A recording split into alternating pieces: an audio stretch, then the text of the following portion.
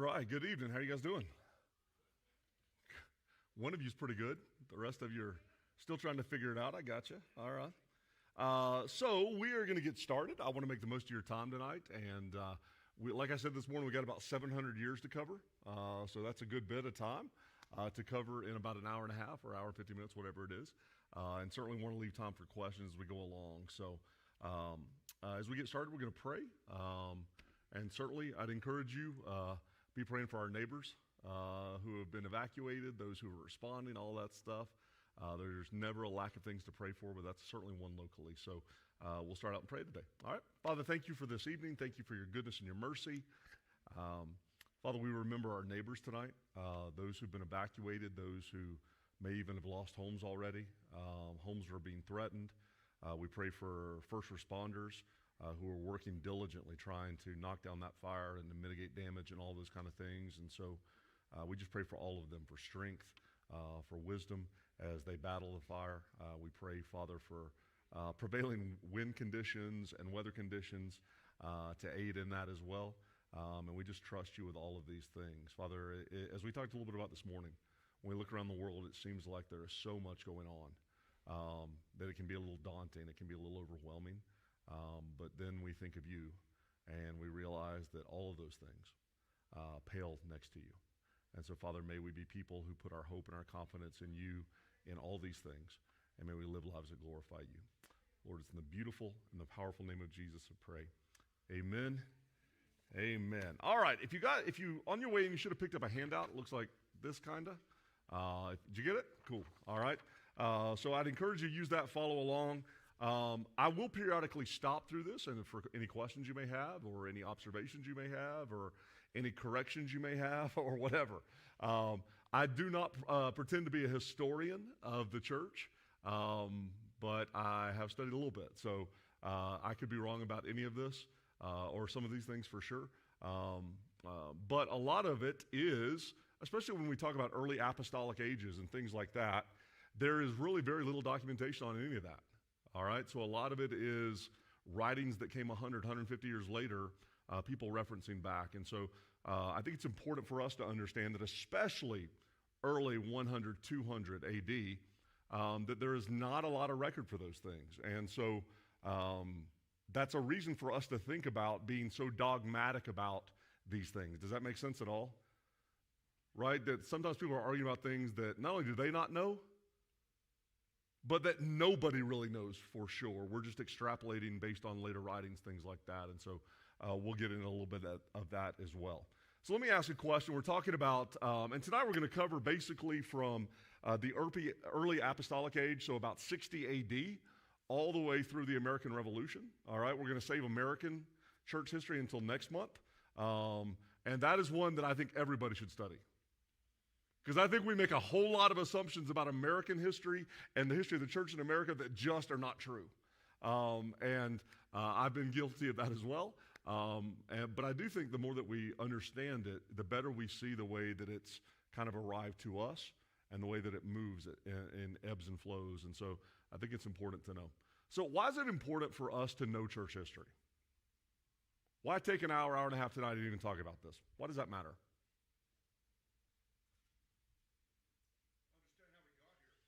Okay, yeah, it certainly gives us some understanding about how we got to where we are, right? That this stuff was not just created in a vacuum. I also think it helps us to see the evolution of the concept of the church.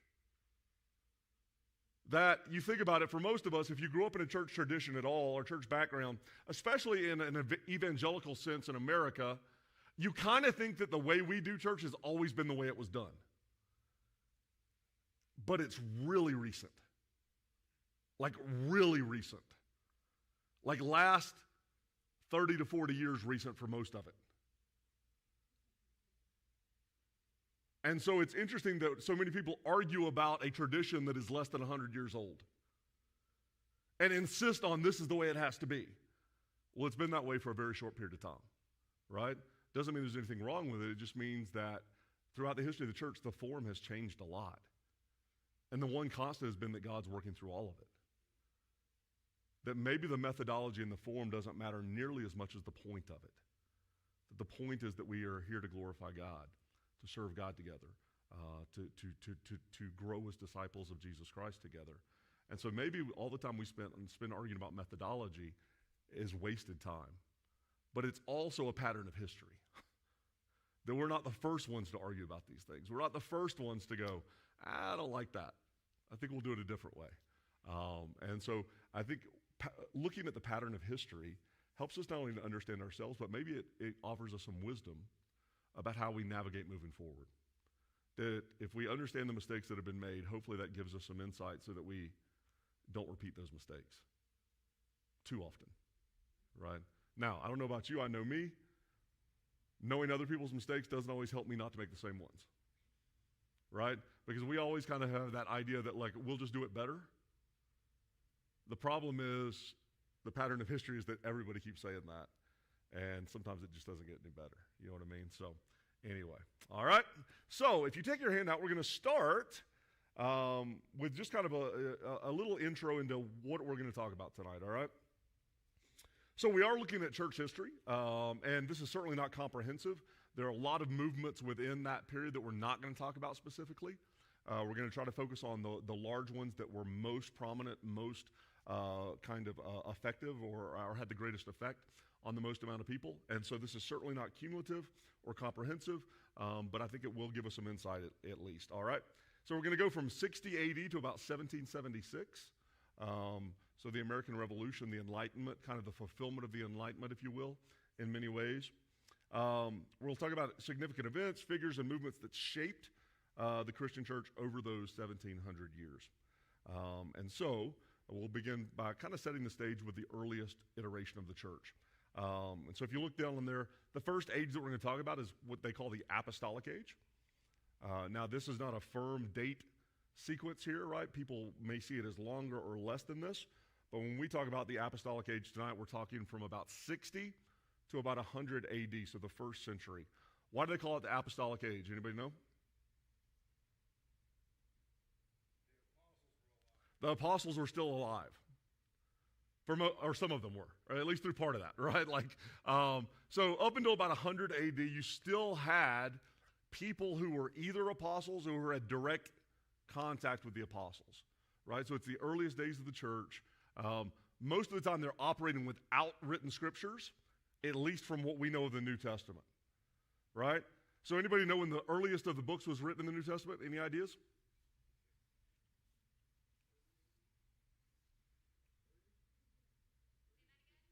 What was the earliest of the writings, according to the consensus of scholars? Nope, not Mark. John was early, but it wasn't the earliest. It was the earliest of the Gospels probably, but not the earliest of the books.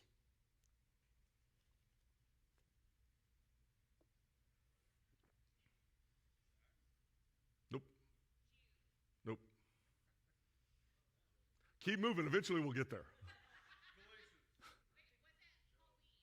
It was Pauline. Galatians is probably second. It's in the period.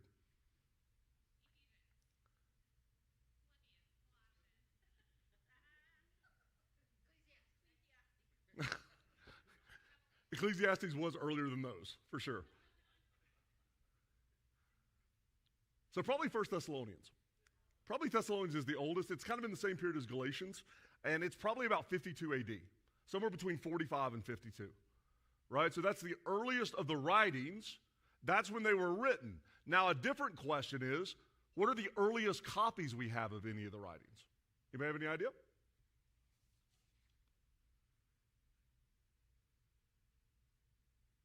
About 150. So we don't have the earliest of any small copy, not even a whole copy, but even just a small section of any of the New Testament writings is about 150 AD. So I say all that to say there's a long period between the time that these were written and the copies that we have. So during the apostolic era, up until about 100 at least, more likely 150, there weren't a lot of these writings around, right? So these were letters that were passed. People were reading them. They would go on to different congregations and all of these kind of things. And so I give you all of that just in terms of kind of setting a context for how early the documentation is. that we don't have like written accounts of what was happening so much in 70, 80, 90 AD. A lot of it is people writing 150, 170, 180 about things that were happening 80 and 90 years before. That's where we get a sense of that, if that makes sense at all, right? So, do we trust that they wrote accurately about things 80 or 90 years ago? I think we can, but it's also probably not something we want to argue about too much, right? That at some level we're trusting that they were writing with accuracy about these things, but again, we're having to trust that just a little bit, all right? So the apostolic era, we're going to call that from 60 to about 100 AD, so only about 40 years or so. And this is kind of from the beginning of the earliest writings of the New Testament, kind of through the end of them. All right, so this is the period that many of these were written by the apostles or people connected to the apostles. And so if you think about the growth of Christianity during this period, it really began as a small kind of Jewish sect, this really small group of Jews who put their faith in this idea of Jesus as a Messiah, both before his death and post-resurrection, but it rapidly spread across the empire. Now, have you ever thought about why God sent Jesus in that time and in that place? He could have chosen any time in history, right? He could have chosen the Byzantine Empire. He could have chosen the Assyrians. He could have chosen all kinds of different things. Why did he send Jesus into that moment in that place? Any ideas? Say it again. Okay, so there's a huge void, a need for it there. Anybody else? I think that's a huge part of it. The Romans had built a system of transportation that was better than anything that ever existed. In fact, if you're in parts of Europe today, you can still go across bridges built by the Romans, right? The Romans were unbelievable engineers, and especially in terms of logistics and moving things. And so I think that one of the reasons, and again, this is just us guessing, we don't know this for sure, but we're looking at this and we're going, hey, listen, one of the reasons that this small sect of people were able to transmit this message out so quickly into such a vast space was because there was ease of movement within the empire. People could move. You had roads, you had shipping systems, all of these things that really allowed it to grow in a way that it probably could not have anywhere else. And so God chooses this place to make it happen, and it happens pretty rapidly, at least in those early days. All right? So, in this period, you had key apostles such as Paul, who played crucial roles by traveling extensively and writing extensively that became foundational Christian texts. So the apostle Paul, if you've ever followed his missionary journeys, he moved all over the empire, and he wrote at length. So 70% of the New Testament is written by Paul. One man in the span of a couple of decades writes all of these foundational texts for this faith, right? And was able to send them and deliver them all over the empire. And so God, in his wisdom, sets this down exactly the right place, exactly the right time for it to move and grow in the way that it has. All right? So you also had some persecution of early Christians during this period. So you've probably heard of emperors like Nero. We've talked a little bit about Nero. He's a great character. If you missed a message that we did a couple of weeks ago, we talked about Nero just a little bit, some of the interesting things that he did. At one point, he banned all actors from Rome because he wanted to be the only actor in Rome. So he started taking all of the roles, right? And he said, everybody else, you got to leave. Like, I appreciate that kind of narcissism, right? You're like, he sounds American. Like, what's going on here? Like, at one point, he entered the Olympics and declared himself the winner of every event. Like, so, there's some interesting things going on back here, right? Some very, diabolical, corrupt kind of governmental systems. And so from the beginning, Christianity has faced this kind of thing. How does that help us? Knowing that from the beginning, Christianity has faced these things. It gives us some context into our own times. How often do we see people running around going, oppression? Not so much yet. And who knows if it comes, that's whatever, but we really live in one of the most religiously free times that has ever existed. And we ought to be grateful for that. We ought to be thankful for that. We ought to be working diligently for the Lord in the midst of that, right? But from the beginning, Christianity has faced persecution, largely.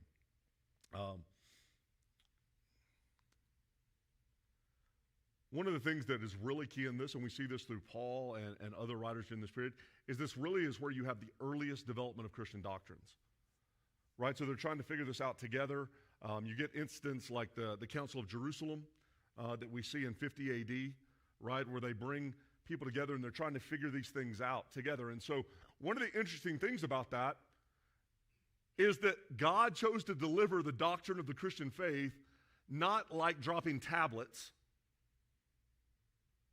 by working through people in ways that it has evolved over time. The doctrines have changed. There's been discussion about them, not just in short spans of time, but we're going to see this even in the next period, that one of the key focuses of the early church was they're trying to figure out, what are our doctrines? What do we believe? Why do we believe it? How do the scriptures support this, both the Old and the New Testament? And so there was a lot of time spent arriving at the doctrines that many of us just assume have always been.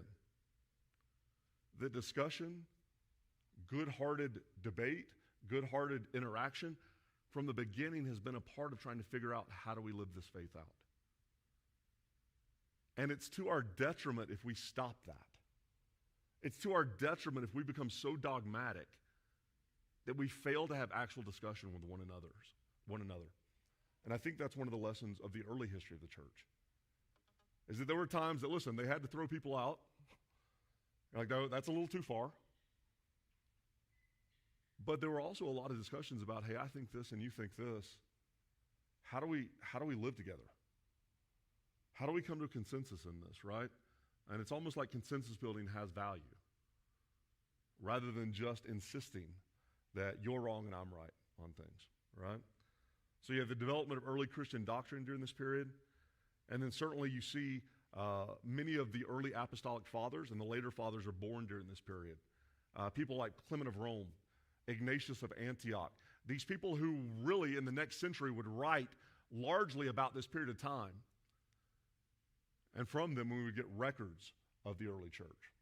And so we don't get a lot of those from Paul and those. Their writings didn't come to us that way. But they were passed on through these early church fathers who were born during this period. All right? Excuse me.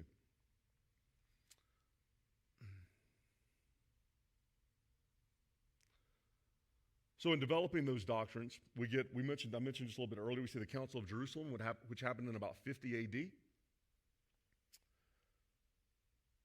And one of the things they decided there was that the Gentiles did not need to follow all the Jewish customs.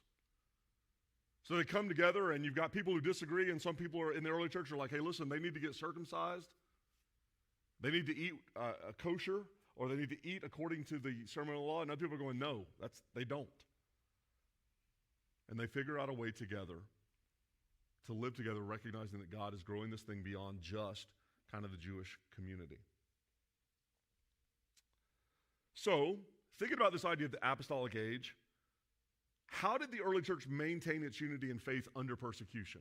With all of these questions, look, they didn't have a doctrinal statement at this point.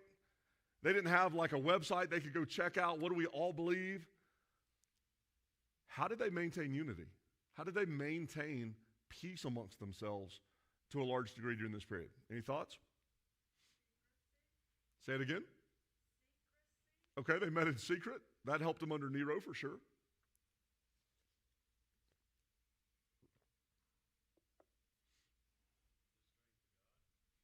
Okay, yeah, they were apparently people of prayer.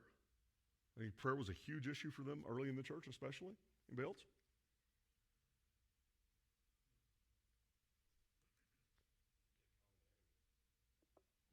Okay. Kind of had to band together because everybody was against them, right? So when you read Paul, who's writing during this period, what is this common theme? What does he come back to time and time again?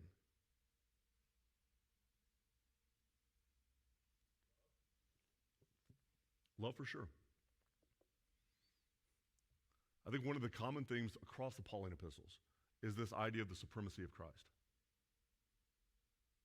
That he's constantly saying to people who are trying to go off on these rabbit trails, no, okay, but Jesus is primary. Jesus is supreme. Bring yourself back into this place, right? Because it's so easy, not just for them, but for us to get off on these rabbit trails. Well, what do we believe about women in leadership? What do we believe about communion? What do we believe about how involved we should be politically? Are those all legitimate questions that we want to talk about and find some way forward on together as Christians? Absolutely. But without the supremacy of Jesus, it's all just window dressing. And so I think one of the ways that they maintained peace and unity was they were constantly calling each other back to this idea of the supremacy of Jesus. That all of this is only possible because of him. And if we lose sight of that, we become something different than what he created us to be. We cease to be the church and we become something else, right? Which may have some value, but it doesn't have the value that God wanted it to have, all right? So the first 40 years are busy, persecution, a lot of doctrinal kind of development happening in that time. And so we're going to come to the second age now, which is a little bit longer. So it's from 100 to about 313 AD. And there's a reason it stops at 313, and we'll get to that. All right, that's not just a random number. But there's a reason we kind of mark it by that. And so for this one, we're going to call it the age of persecutions and the rise of Constantine.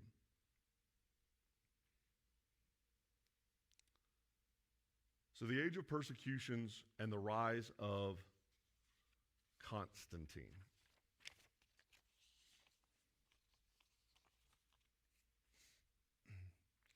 So up until about 100, persecutions were relatively short. You had certain emperors that kind of just had it out for Christians, but really it was kind of hit or miss. It wasn't a long period that was just constant persecution. Once you get to about 100, that starts to shift.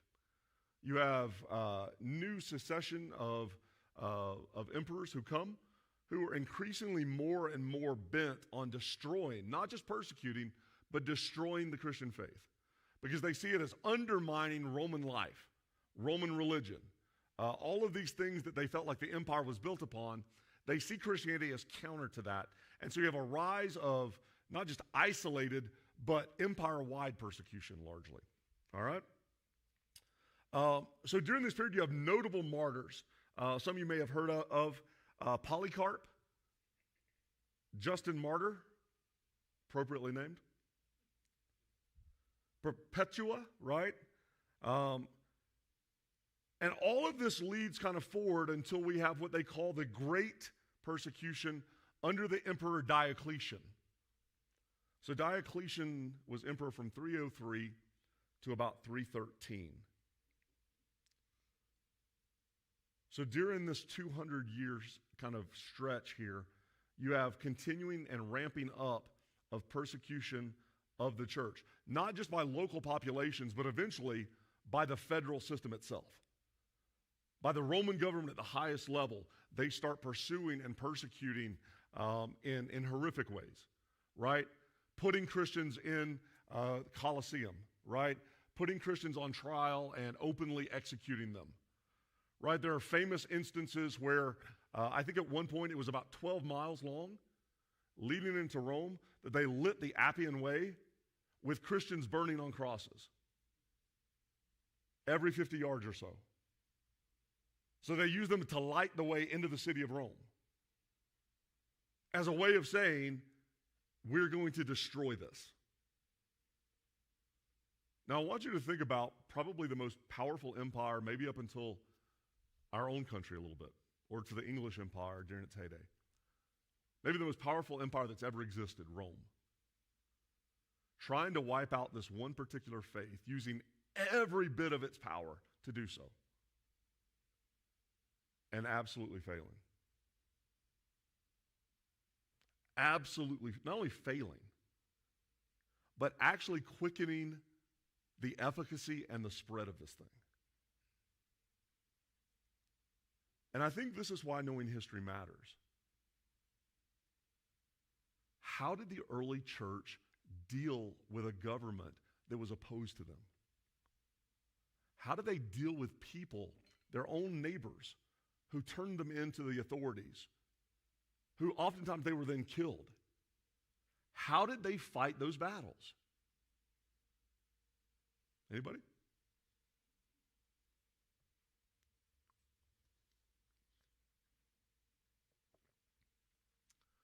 It wasn't with swords and whips.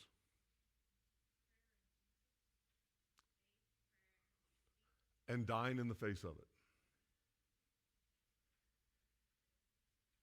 Refusing to give in to the systems of the world that were violent.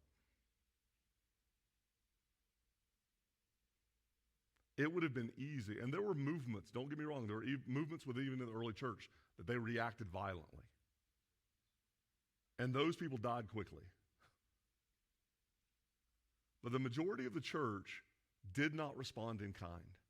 They did not go, well, listen, they're violent, so we have to be violent. They talk lewdly, so we have to talk lewdly. They criticize people, so we have to criticize people. Guys, one of the great lessons of history, the history of the church and the history of Christianity, is that there's always this temptation for us to become like the world. To grow in the way that they grow. To respond in the way that they respond. And I'm not talking about people, I'm talking about systems now, right? And I think one of the things you're going to see through history is that for the first 300 years, the church kind of said, we're not going to respond the way that they respond to us.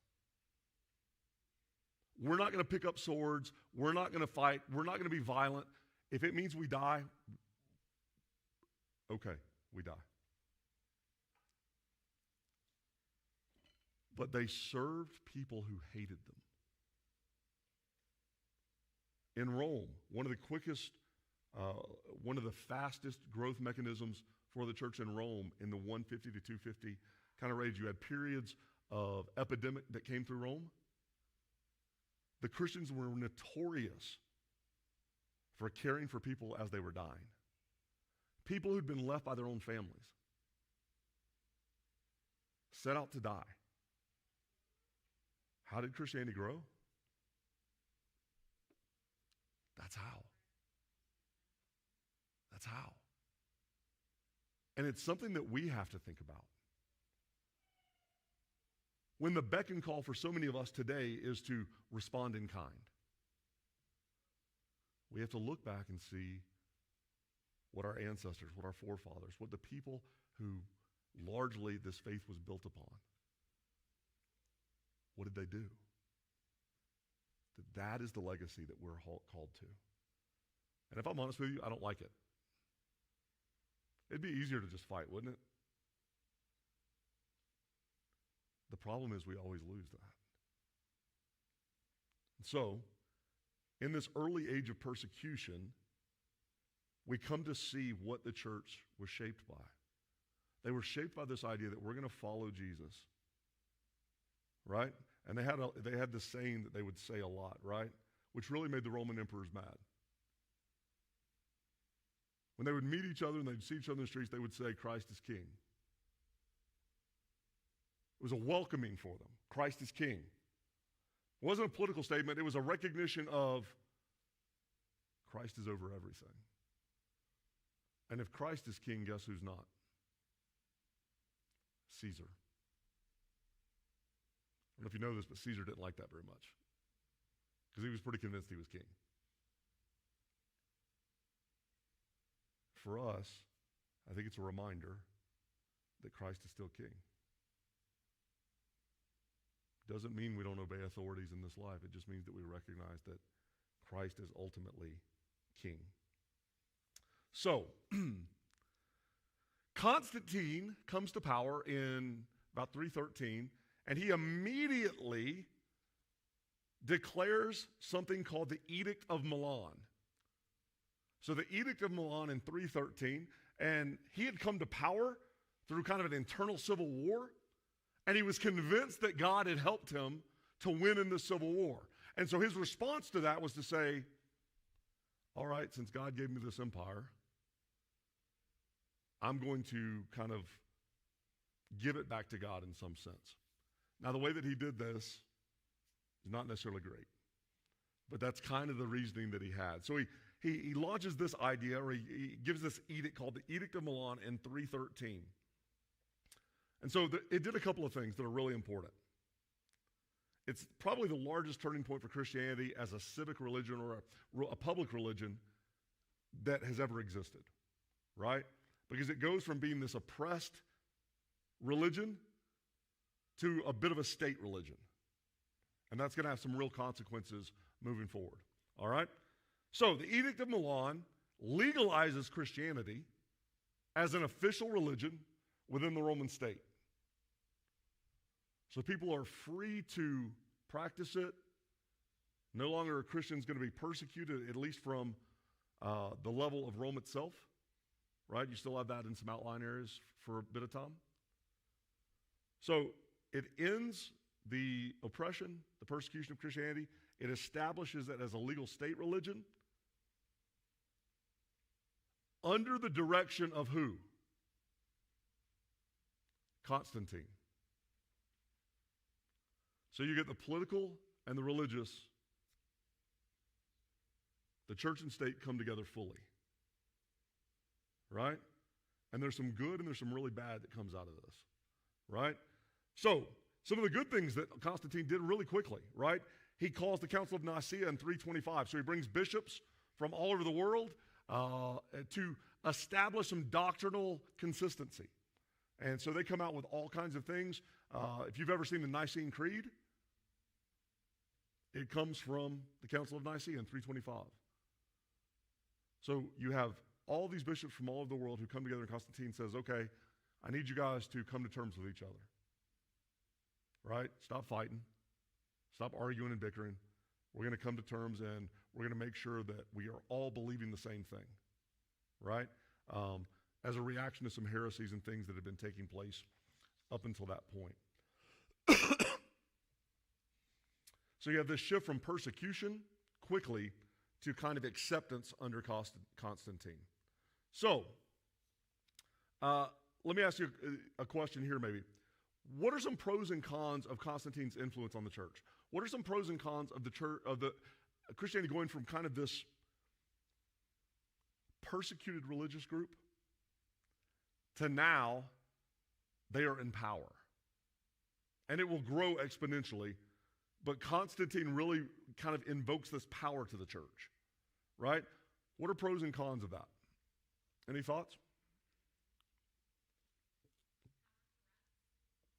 Okay.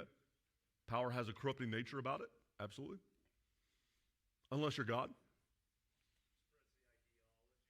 Okay. All right. Yeah. It becomes more common knowledge, right? So more people are aware of it. Sure. Yeah. It's codified now. Right? That's part of the reason he called the Council of Nicaea, was he wanted to codify things. Right? Establish kind of this thing that everybody who was a believer had to operate under. Anything else? Pros or cons?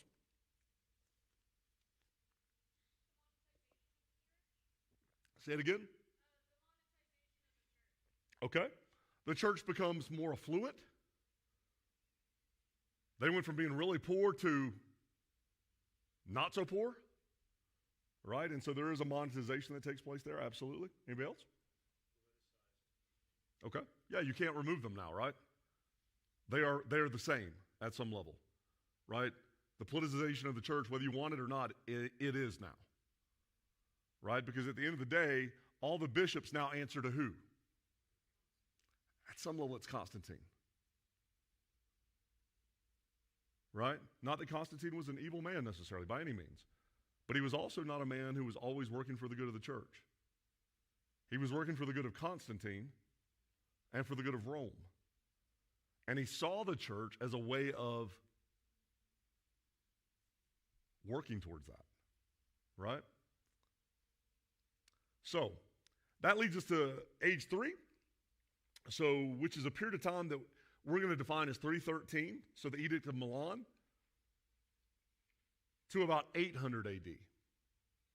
So a period of almost 500 years or so. And this period is marked by a couple of different things. Number one, the spread of Christianity throughout Europe. So it goes throughout the entirety of the empire. And if you think about the empire at that point, how far did it stretch? Yeah, to the Roman borders. How big were the borders? England? To the British Isles?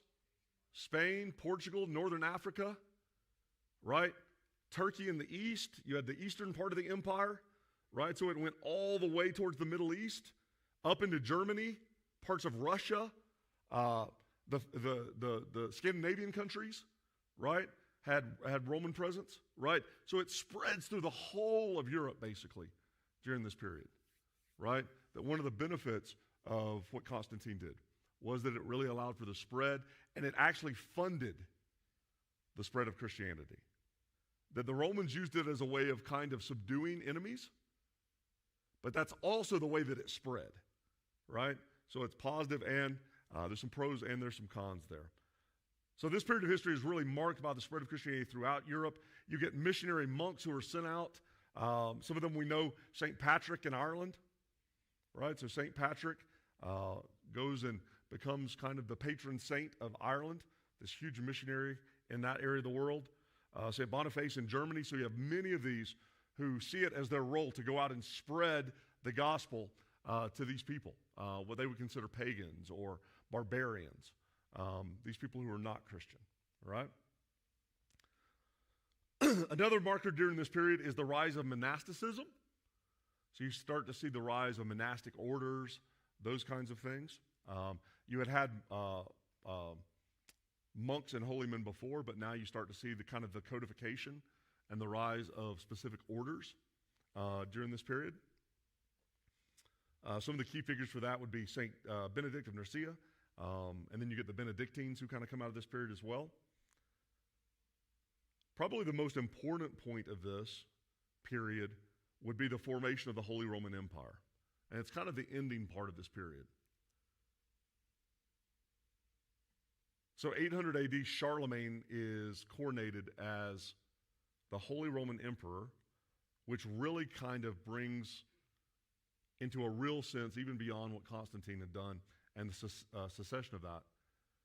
You get this combined and symbolized union of church and state, right? That the emperor is now chosen by who? The Pope. The Pope chooses Charlemagne. The Pope anoints him as king of this new Holy Roman Empire. He's chosen by God, right? So you get the idea that really kind of takes full form in divine rule, that kings are appointed by God. And that to push back against a king is to push back against God. That they are God's anointed. If you dispute that, you're not going against them, you're going against. Does that sound familiar at all in our political arena? If you go against this person, you're going against God. That's not a new idea. It's been used for a long time to control people, to keep people in check and all these kind of things. And so you really see that develop to its fullest extent, or to its largest extent up until this point in this period, kind of the formation of Christian Europe.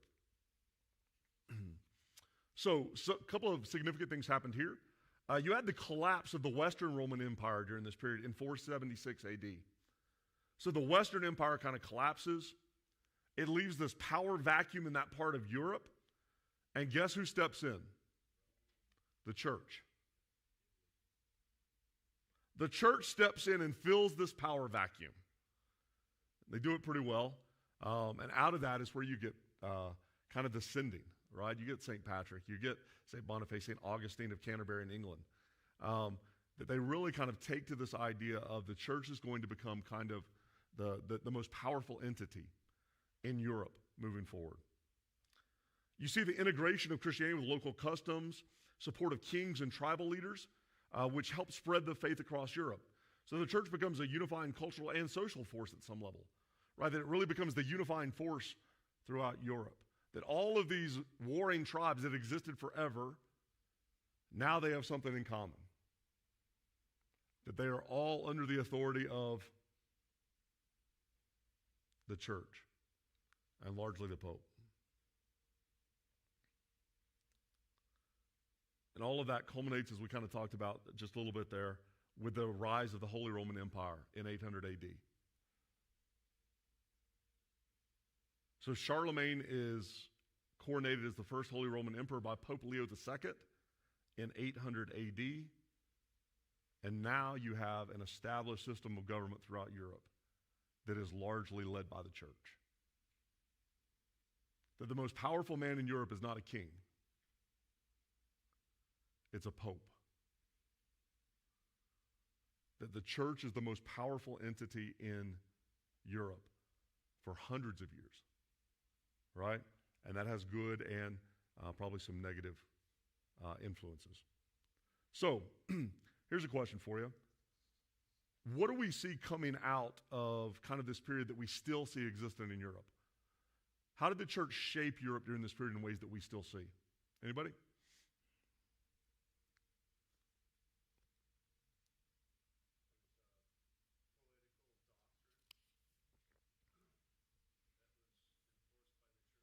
Sure.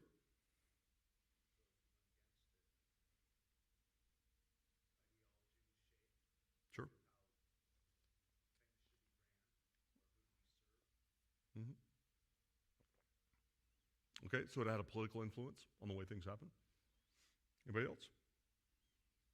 How do we still see this influence showing up in Europe? Yeah.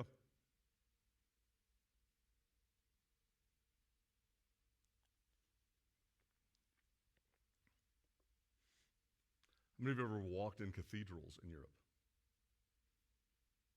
Aren't there some beautiful cathedrals in Europe? Just incredible. How did those get financed?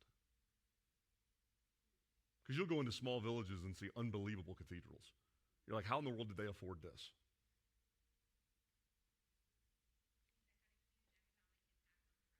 Absolutely. Absolutely. Right? That it was the unifying force throughout Europe. That generally when you walked into a town or a village, the first thing you saw was a cathedral or a church. Right? That the prevailing influence of the villages and the cities were the religious leaders. Right? And that started in a really good manner with really good intention, but it does not take long for it to go really, really bad. Right? So you see this period of time where it really is rising and lifting Europe through the influence of the church, through the influence of Christianity. And that's going to lead us to then what we call the medieval church and the Crusades.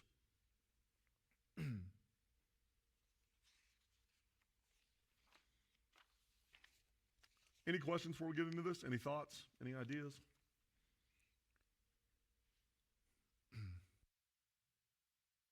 No, I'm sorry, I turned off my mic right there. All right, so we're going to go to about another 500 years here. So this is the medieval church and the Crusades. All right? When we say the Crusades, let me ask this question. What do you know about the Crusades? There was a lot of killing, for sure. Okay. Church is trying to reclaim the Holy Land because it's been conquered by Muslims at that point, largely, right? Who financed it? Where did they get their money?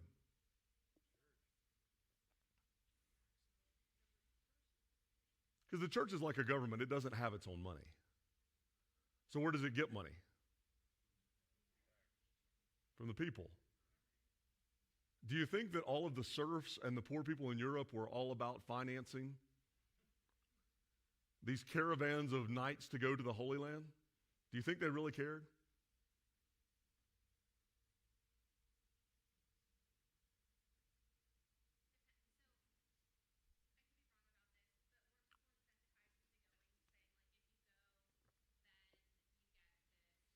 Yeah.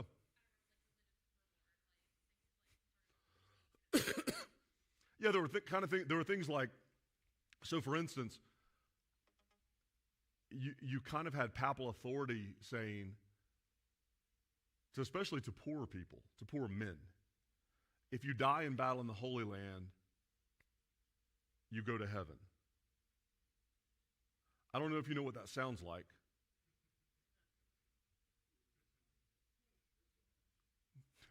It sounds a little like modern day jihadi Islam, right? And then they get into all kinds of other financing plans, indulgences, right? All of these things. You can buy your sister out of hell, right? You just have to give this much money, all this kind of stuff. And so the whole point is, guys, I think when we look at the history, anytime you have a combining of power between the church and the state, it's always problematic. It's never a good thing. We see that not only from the Bible itself, it's clear, but also through the period of history. That we always have these succeeding generations who go, well, yeah, but we just want people to know the goodness of God, and if we had power, we could show them the goodness of God. And it always ends up with killing a bunch of people. Because they refuse to acknowledge his goodness in the way that you want them to. Right? And so what started as this really idealistic thing, man, we want God to be in control of all of this. Really take some quick derivations in ways that are a little problematic, right? So, the medieval church. So this period kind of saw the church's consolidation of power and influence. That really there were no rulers who came to the throne who the church did not authorize. If you sat on a kingdom, the church authorized that. And they authorized it with you fully knowing that when I become king, who am I going to pay into their coffers? I owe my throne to the church. And so they have some leverage. They have a reason for this, right? The papacy becomes a dominant force in Europe. You see that exemplified like popes such as Pope Gregory VII. You have something in this period called the investiture controversy, which is basically when some kings tried to stand up to the Pope and say, we're not going to do that. And he said, oh yeah? Who do you think runs this continent? It's me, right? And so you see even in the kingdoms, people start to question and go, listen, this shouldn't be the way this is. And the church goes, no, it's the way that it is. Then that kind of leads to the point of the Crusades, right? The first crusade is in 1096. They carry all the way through about 1291, so a little bit over 200 years. And I think there were even some smaller ones after that. So these were the Crusades were military campaigns sanctioned by the church, aimed at reclaiming the Holy Land from Muslim control.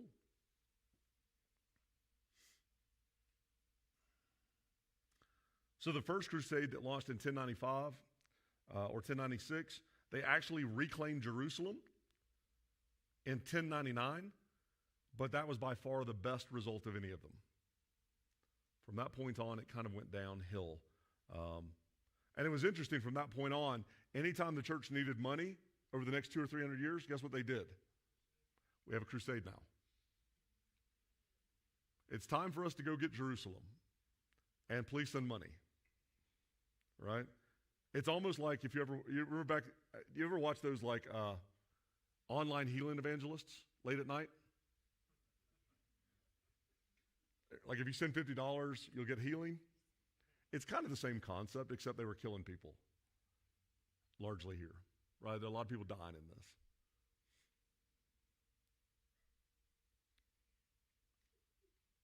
So think of the continuing impact of the Crusades even today on Christian-Muslim relations, all these kind of things that we still look back and we have memory of these things, even though we don't know about them very well. Like they've created this ongoing strife, this ongoing thing that really has had long-term effects, that continues to do that. So what were the motivations and the justification for the Crusades? We tell a little bit about that. But they're motivated, there was a part of religious zeal. We want to serve God. there was also the desire for land and wealth and political ambition, right? If you've ever watched, or if you've ever read Robin Hood, right, that's set in the context of these times. And you have Prince John, who is like, I don't know if you ever, I grew up reading the Disney edition of Robin Hood. And so Prince John was like a lion, and he was like a sneaky lion, right? Like he was not really a good king, but Richard was over fighting in the Holy Land, and so somebody had to take his place, right? And so why were kings going to the Holy Land? Why were nobles going to the Holy Land? To curry the favor of the church. The church told them, if you go and you reclaim this land, you get some of it. You're going to get some money out of this. Whatever you can, in fact, if you read it really, there was a ton of pillaging by crusaders and the other side as well. Because they basically were promised whatever you conquer, you can claim. And so again, you have this conflated sense of duty to God and wanting to just gain, to accumulate, to move yourself forward. All right? When those things come together, it gets really squirrely. So this period really is marked by trying to figure out power dynamics between the papacy and the European monarchs. Trying to figure out what are the religious, political, and economic motivations behind the Crusades, right? And one of the important things that really happens during this period is something called the Great Schism. So you have the breaking of the Western Church, which we would call Catholicism, and the Eastern Church, which we would call the Orthodox Church, so Greek Orthodox, Romanian Orthodox, Russian Orthodox. That whole side, the eastern side of the kingdom, or the eastern side of kind of Christianity, kind of comes from this schism or this split in 1054. And they split largely over issues of papal authority. So you had two popes at one point, one in the east, one in the west. And the one in the west finally said, there's only one pope. And the east said, well, we're out then. Because we don't like you. We don't think you're working for us. So we're going to do our own thing now. And so for the first time, you kind of have these two competing churches, right? Large groups of Christians who have kind of like split themselves and are now at odds with one another. All right? Any questions before we move on to the Reformation? So at this point, before we get to the Reformation, how would you describe the church in Europe? It's divided, okay? It's split. Most of the Eastern church is not in Europe. Most of the Eastern church is in Asia. You get a little bit into the Russian area, right? But most of it's Greece, Ethiopia, Northern Africa, right? So most of Europe is still under the grip of Catholicism at this point, right? The Western church. So, but there is a split there, absolutely. Anybody else? How would you define the church in Europe at this point? Very powerful, absolutely. And they've had power for a while now. They're a little greedy. Right. If you've been to the Vatican, it's pretty nice. Like there's some cool stuff there, right? They got all that from somewhere, right? And a lot of it was not just like willingly handed over, right? A lot of it was manipulated. A lot of it was, hey, you need to do this, and if you don't, you go to hell. So there was a lot of that in that period, right? That it was really a way for not only monarchs, but the papacy to kind of accumulate power and wealth, right? And we see that very demonstrably through this period. Anybody else? How would you describe the church at this point? There was a lot of unity as well. Mm-hmm. Absolutely. Yeah. There weren't a whole lot of other options for people. Right? If you're a serf in Germany, you don't have a lot of options at this point, right? You are going to be part of the church. And you're going to pay to the church as much as you can. You're going to serve your master because that Lord was appointed over you by God.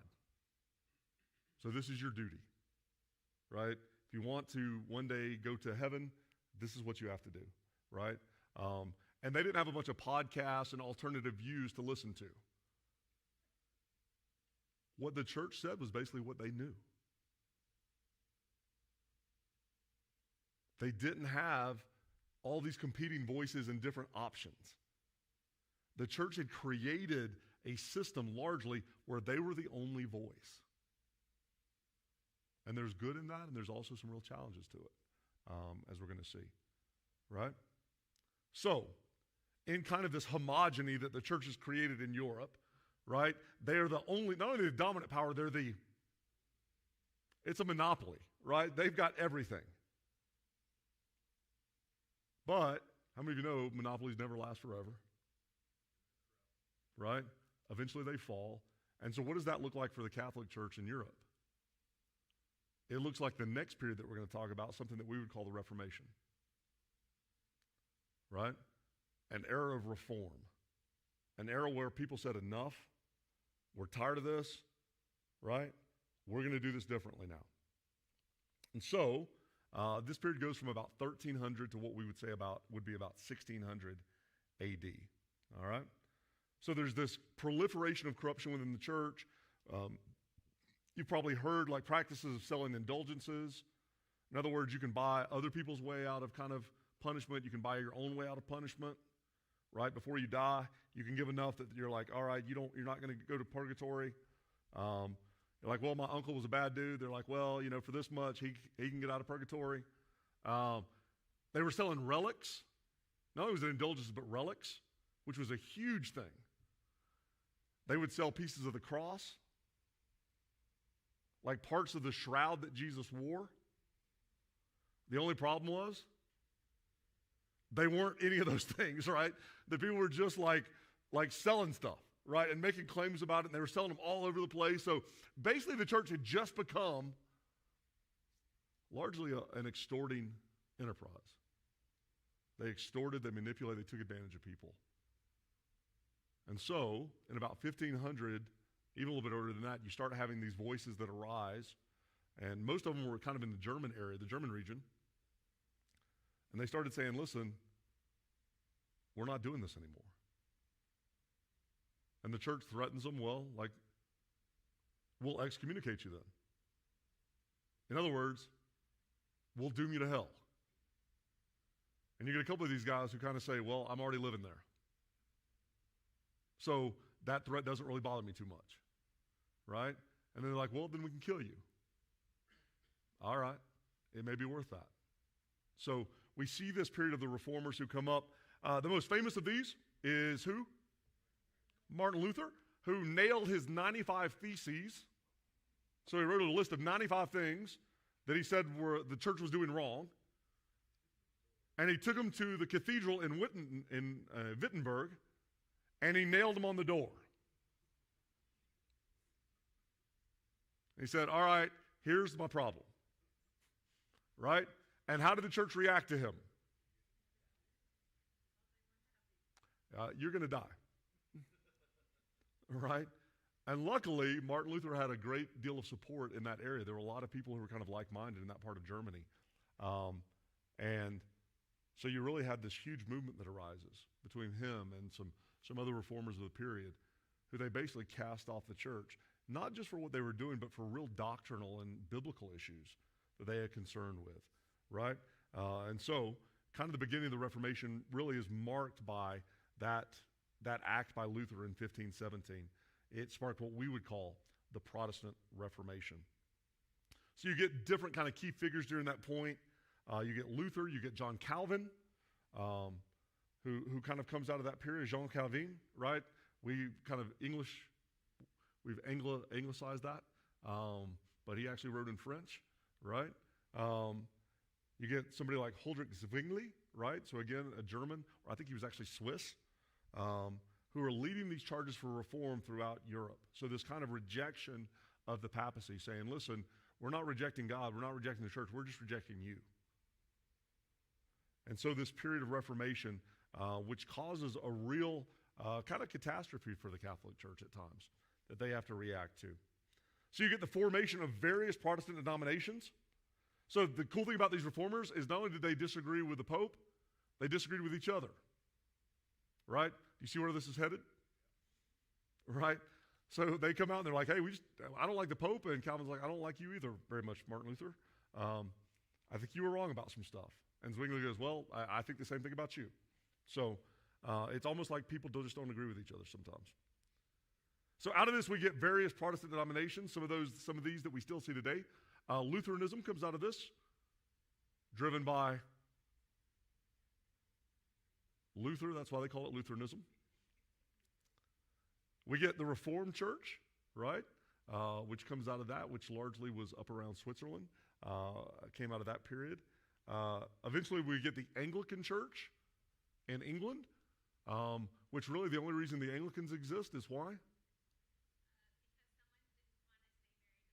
Absolutely. The King of England wanted a divorce, and the Pope said, nope, can't do that. And he said, I can, and I will, and I'll start my own church, and they will let me get a divorce. And so we get Anglicanism in the British Isles, which is basically just Catholicism without a pope. And in English, absolutely, right? At least it got to be in English eventually. So you have kind of this first real rise of multiple denominations. You had the schism between the Eastern and the Western Church, but this is really the rise. Protestantism gives us the rise of denominations. All of these different kind of ways of approaching kind of a Protestant belief system or those kind of things arises here. So we get all of these kind of theological, political ramifications of the Reformation. Not only does it have ramifications for the church, but it has real political ramifications. So that in Germany, in parts of France, in England, no longer is the Catholic Church in charge of these political systems. They've cast them aside. And so now all of a sudden the church has to kind of figure out how do we maintain control of the areas that we have? How do we kind of reorganize this in a way that we move forward? So you see the splintering of Western Christianity. What had been very unified now becomes very splintered, largely based on region or nation, all these kind of things.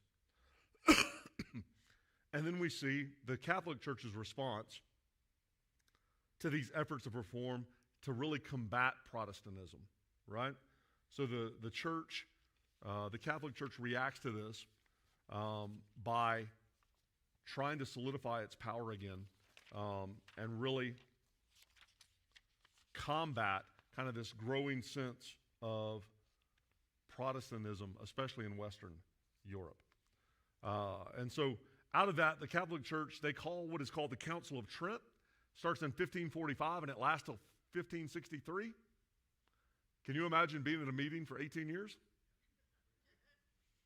And it was off and on a little bit for sure. It didn't last, but it literally took them 18 years.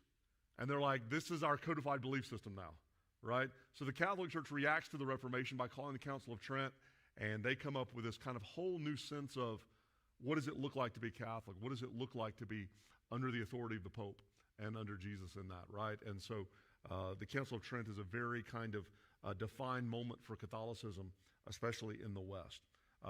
You also see new religious orders that come out of that. So the Catholics go, oh, we've lost all these people. We have to get more people. So they start a lot of missionary orders, right? They send them all over the New World. So out of this, we get movements like the Jesuit movement, right? You see a lot of Catholic initiatives in the New World in building things like hospitals, schools, universities, right? They really start to kind of invest in these things to draw people into the faith, converting what they would consider, barbarians still, or indigenous peoples who they saw as away from the way, right? And we see this movement in the New World especially, right? Throughout the Caribbean, throughout Central and South America, North America eventually, driven largely by this period of time, right? So the last one we'll talk about tonight then is the sixth age, which for us is the church in the New World and the Enlightenment. So this carries from about 1600 to about 1776. And this is largely driven by a couple of different things. Number one, like exploration of parts of the world that Europeans had not really been to very much before. So we see this in the Americas, right? You get Columbus, previous explorers, even back as far as some of the Vikings. That one of the interesting things is, if you've ever watched any history of the Vikings, that most of them became Christian like late 1400s or so, in that period, 1400s. And they actually kind of imported Christianity to new areas, right? Which you never think of the Vikings that way, but many of their kings became Christian, right? And so, in fact, there are great cities in Europe that were founded by the Vikings in places that we don't even think about. Dublin, Ireland. Who was it founded by? Vikings. Vikings established that city, the capital city of the nation of Ireland. And so you see this Christian influence that spreads in very interesting ways, right? And so it spreads to the Americas, largely driven by European colonization. Between the Spanish, the Portuguese, the French to some degree, and the English, you see them competing for colonies in the New World for political reasons, also for economic reasons. And part of that is they bring with them like these religious workers, right? Priests, monks, missionaries, all these things who come with them.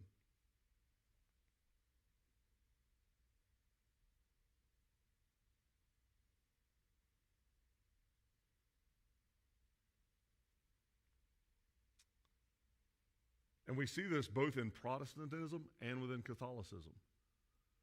So if you think about like even the formation of various states, what we consider states, or there were colonies at that point in America, not all of them shared the same religion. Right? Think about Maryland. Maryland was formed under what religion? Catholicism. It was officially a Catholic colony. What about Pennsylvania? Moravian, Quaker eventually, right? So you have all of these competing like churches that didn't agree with each other at all, right? You had small wars among some of those colonies at times just over religious differences. Why is it important that we know that?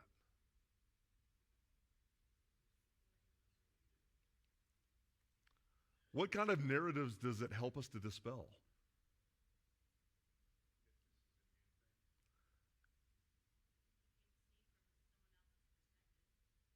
Yeah.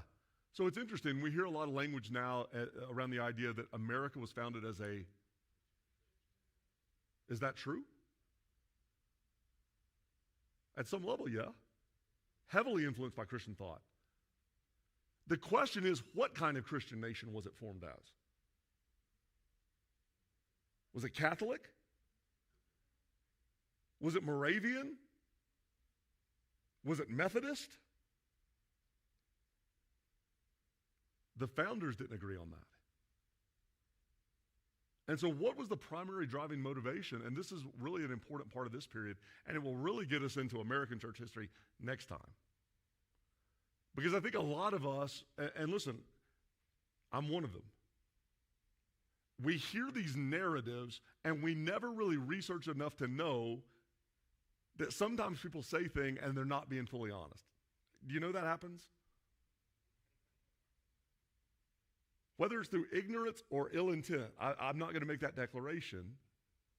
But a lot of times we have these narratives that we've heard throughout time, and they have just enough truth to them to make them believable. And so it's important for us to know how this stuff actually happened, because it helps us to understand back again to what Andy said earlier. It helps us to know how we got here, and also how we might best move forward.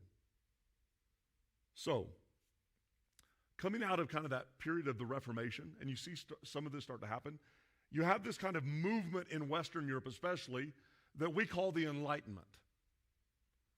So the Enlightenment is driven by scientific discovery. It's driven by philosophers who start to question kind of the established knowledge of the world prior to that. Right? You think about men like Galileo, Copernicus, all of these people who said, well, I don't think the world actually works that way. And who was the great oppressor who tried to really destroy Galileo? Anybody know? The church. Because Galileo said, well, listen, I don't think that's actually the way the universe works. And they're like, shut up. And so you have this period of time in Europe where really people are rising and they're saying, hey, listen, I think they lied to us some. And maybe we should look at the world and see how it actually is. And maybe the church has not been a force of good exclusively. Maybe the church as a governor is not what we want. And so out of this rise of Enlightenment thinking, which we are products of, I would say we as Americans are much more products of the Enlightenment than we are anything else.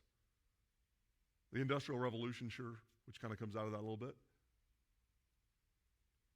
So, what are the great two revolutions that come out of the Enlightenment period?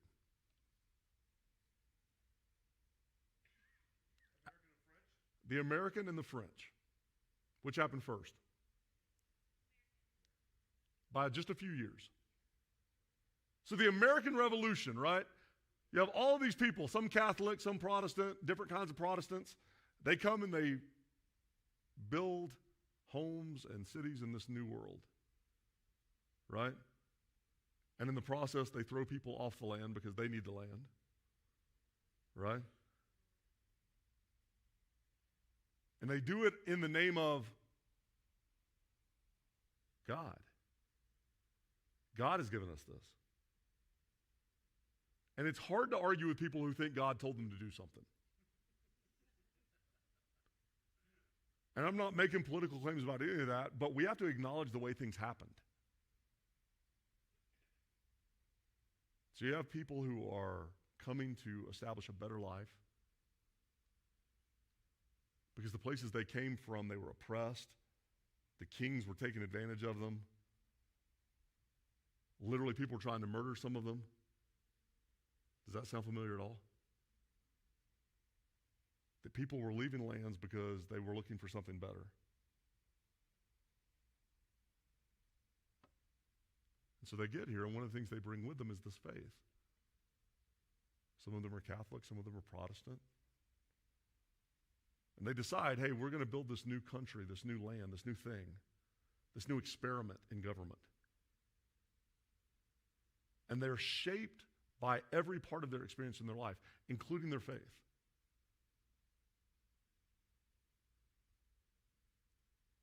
So they write these new documents. Declaration of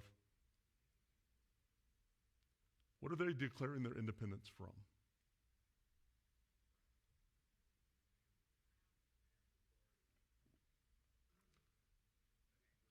What kind of nation did they leave, most of them? A Christian nation. But a Christian nation. Officially Christian. It says it in the charter. And they had seen the abuses of it. They had lived the abuses of this thing. And so do you think they left one to come form another one? Or do you think they were shaped by a lot of Enlightenment thinkers like John Locke, who recognized that the church has a place and government has a place, and they're not together? And so they write after a war, right? They write this Constitution. How many times does it mention God?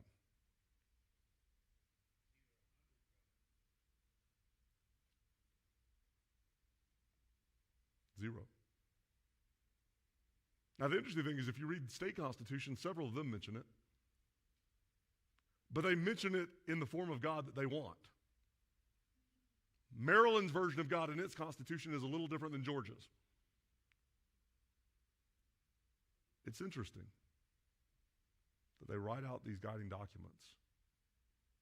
And many of them were men of faith, not all of them. We'll talk about this a little bit next week or next month. You know what the average rate of church attendance during the Revolutionary period was?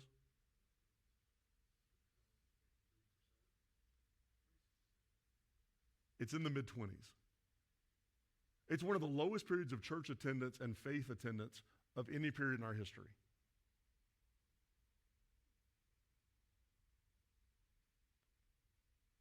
It's important to know our history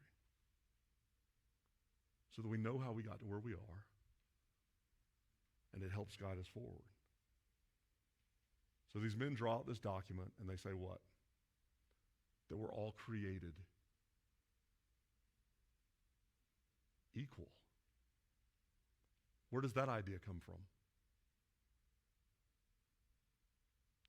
I would say that's a biblical idea that Enlightenment thinkers took and said, listen, yeah, not everything about this is good, but this is good.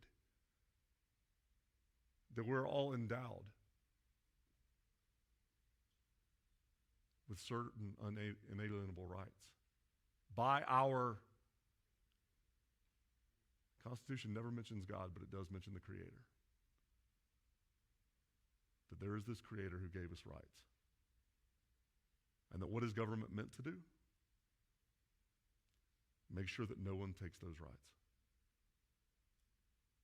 That we all deserve life, liberty, pursuit of happiness. Now, in the meantime, the last 300 years, we've expanded that list greatly, as men are prone to do. And we can argue about whether that's good or bad. I'm not here to say either way. But as we kind of think forward to next month about the history of the church in America, it's important that we understand how it started. Not this wonderful story that we've elaborated and added on to, but that all of our founders were just men, many of them who had been shaped by faith, but many of them who had also been abused by governments that used faith as a reason. And so for us, for me, I don't know about for you, that gives me some context. That when I hear people running around all the time saying, well, we just need to put good Christians in power, I'm like, have you read a book?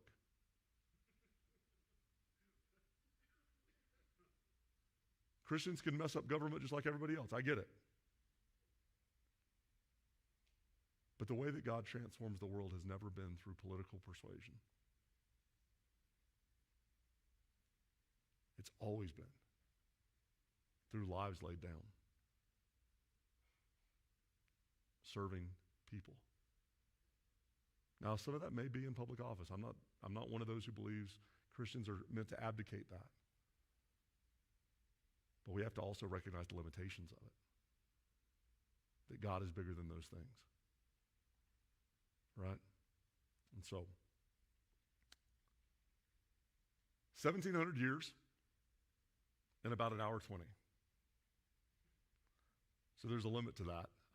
But hopefully there were some things there that will at least make you think. Help give you some insight. Any questions? Any thoughts? Any disagreements? I like disagreements.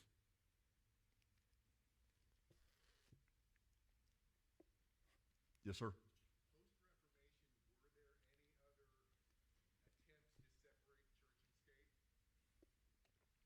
You had them within small nations and regions for sure, right? And you really saw that. I mean, it really lasted through World War I. So if you think about what was the launching point of World War I, the assassination of Archduke Ferdinand, right?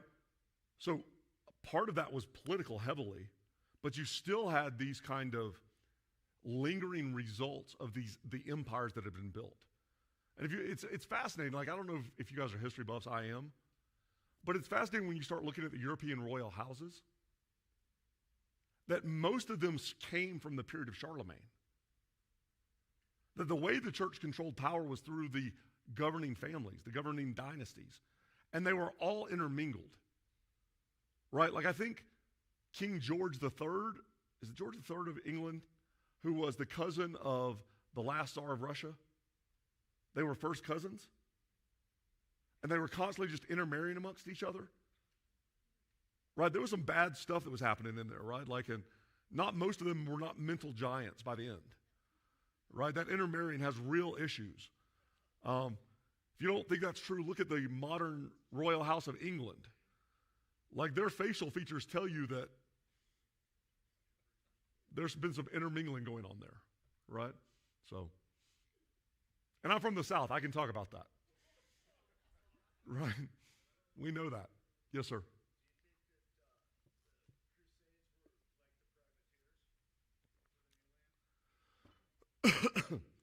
I think I I think the Crusades were called by men who had other influences in mind other than the work of God. You had a lot of people who responded to those calls, who I believe were trying to do the work of God. In all of that, I think the calls to the Crusades were largely driven by greed, power. I think the response by many people was not. Does that make sense? I think the average guy who went and fought probably had pretty good intentions, at least at some level. I think the guys who called them to fight, there's a reason they weren't on the front line, right? There's a reason they were still in cities in Europe while this was going on, largely. And so I think both things are true. There were good intentions there at some level. There were really bad intentions, too. Yeah. Well, yeah, because you think what the Pope did, basically, he called for a crusade and he said to all the nobles of Europe, I'll increase your land, I'll increase your, and so they had a vested interest in that, right? And the way that serfdom and those kind of things work, fiefdom work, right? Those lords, the nobles, just then went to their serfs or their fiefs and they said, hey, listen, pack your bag, you're going to fight. There was no way to say no to that. Like, if you wanted to survive, ultimately, right? And so I think all of that was a culmination of the church accumulating power over hundreds of years before that, right? And ultimately, there was good and bad in it. It's not all bad. Certainly not all good, right?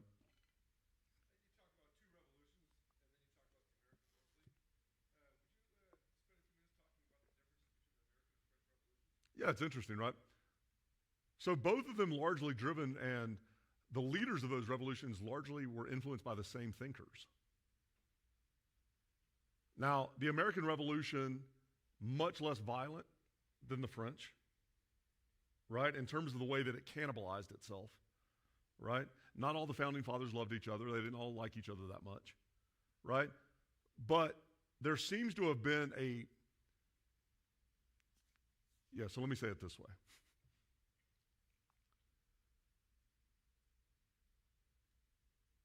France was largely a Catholic state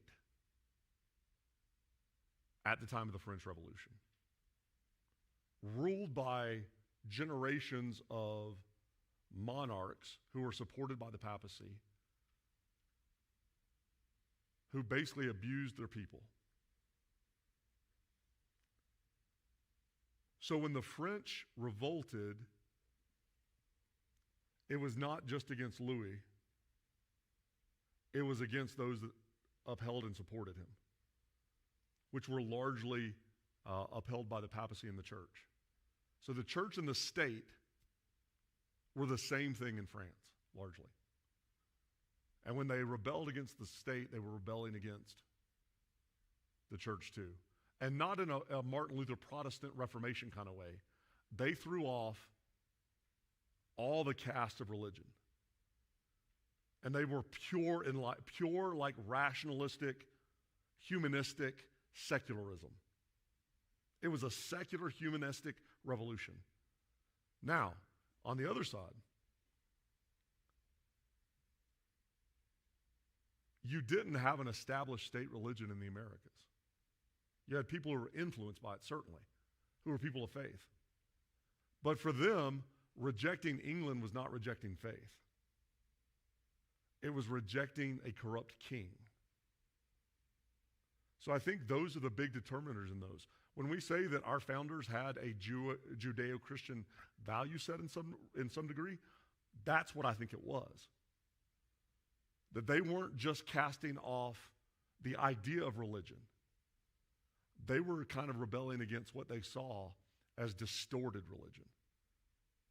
And in that way, it didn't affect their own belief system, right? They didn't cast it off themselves. And so it's interesting, they happened within, 10 years of each other? And they were drastically different. I mean, as soon as the French Revolution was done, all the leaders just started killing each other, right? Because they had no guiding system other than just kind of secularism. I think at least within the American system, you still had a sense of a value system that was largely formed around the idea of a Christian ethic. And so I think, to me, that's the huge difference, right? So when we say that it's a Judeo-Christian country, I think that's what people are trying to say, is that we, from the beginning, have had somewhat of a Christian ethic. And that's a good thing. That's a good thing. Alan?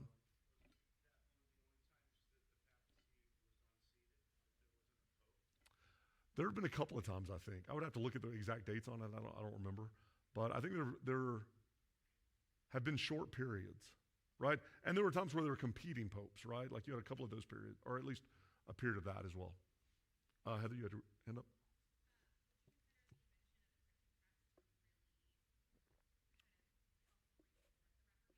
Yeah, I think it was huge. I think Gutenberg, right, like that whole period, like the printing press, really like, I think that's why it largely came out of that region, was they had the ability to like replicate information quickly in a way that the rest of Europe really didn't. And so I think, and the other part of it is I think that so much of it comes out of those German kingdoms. You know, one of the things that's really interesting is we tend to think in terms of nation states, like so large nation states. But really prior to World War I, that's not how Europe existed. I mean, Italy was 14 or 15 kingdoms up into the late 1800s? Germany was a ton of small kingdoms and fiefdoms up until like the mid 1800s. So I think in those parts of Europe, you had all of these they were constantly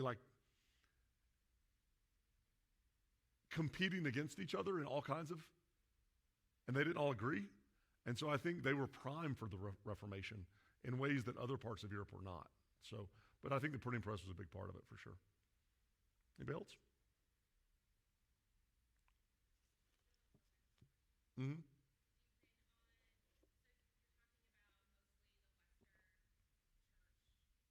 Just in this? Yep, yep.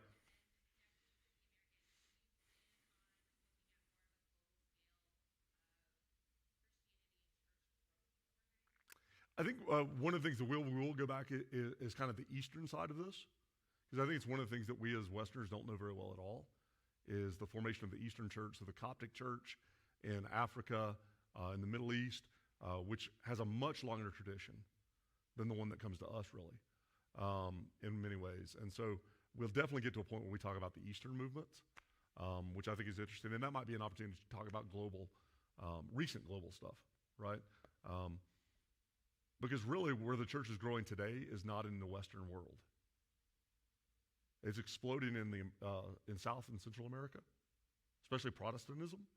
The African continent is like exploding with Protestant churches largely, and the same in parts of Asia. So the West is actually on a bit of a decline, right? But we started at much higher numbers too. So there's part of that as well. So, anybody else?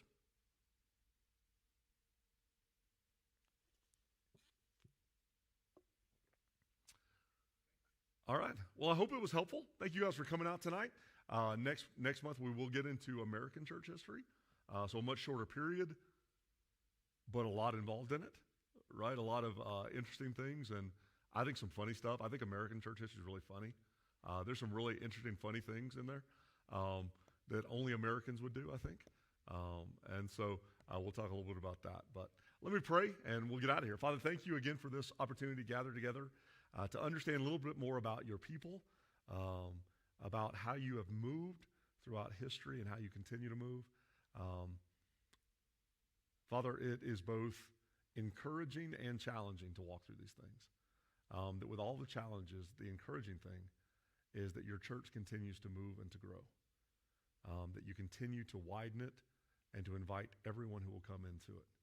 And so, Father, may we be challenged in the areas that we need to be challenged. May we be encouraged in the ways we need to be encouraged. May we continue to walk as your people and invite others to become part of your people as well. Thank you for the blessing that the church is. Help us in the areas that we have failed to be that. Help us to model your goodness in all that we do. Lord, it's in the beautiful and the powerful name of your Son, Jesus, I pray. Amen. God bless you guys, man. Have a wonderful week. All right, we'll see you again soon.